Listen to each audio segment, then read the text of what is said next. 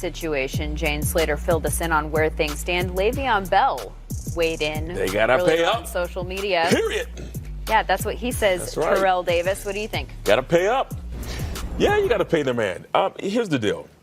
So Zeke, I mean, we know this offense has really been built for Zeke to be the focal point of this offense. And as a running back, I think the problems are when you come in as a rookie, first-round draft pick, you got 4 years with that fifth-year option.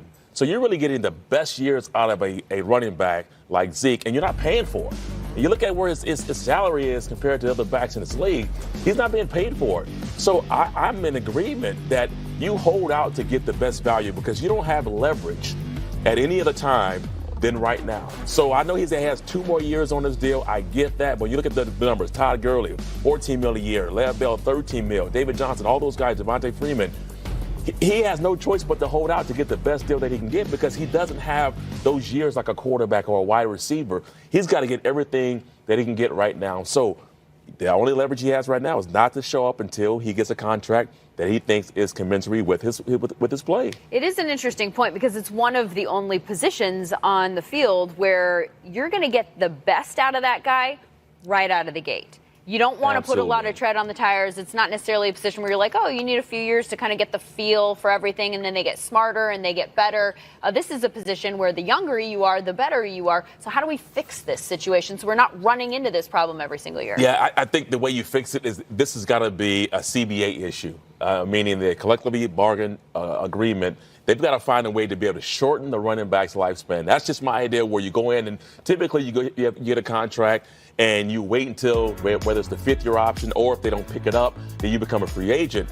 But I think if you reduce that, it's got to be a special clause in there to where it says a running back, maybe it's a first-round draft pick, maybe it's a second-round pick and first-round pick, that if you're drafted as a running back, your clock starts earlier. Your clock to free agency starts a little earlier. Instead of instead of a 4-year with a fifth-year option, it's what, 3 years? 3 years, maybe 3 years, maybe even 2 years, because it's unfair to the player. Because they've done that for other positions, right? When you talk about the franchise tag, you have a DN who say, you know what, I want to be classified as a linebacker, and that way I get to be slotted into a better category.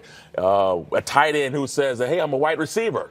We've seen that before in Jimmy Graham's case where he was fighting to be a wide receiver. So for a running back, you want to get your value earlier. And I think that's something that the next CBA can probably address that. Would some running backs push back on that? Because as of right now, at least you're not guaranteed the money anyway. So you don't really have I'm thinking for guys that don't play well, they at least have a 3-year deal. I'm just saying for me, I was fortunate. I played when I could redo my deal. My deal was done after year 1, and it was done after year 4.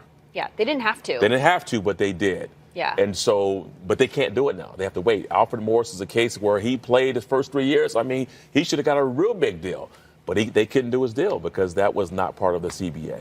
Well, it's an interesting suggestion, and they've been talking about the CBA, so maybe they'll. Yeah, I'm planting that seed right now. The seed has been planted. And change that. I bet Le'Veon Bell would be on your side. He, of course, a running back who actually sat out an entire season last year and now has moved on from the Steelers. Went through a pretty hot workout today in Latrobe, Pennsylvania, trying to move on from Bell and Antonio Brown, who is now in Oakland and trying to find a new identity for their team, which is coached by Mike Tomlin. Yet again, sat down today with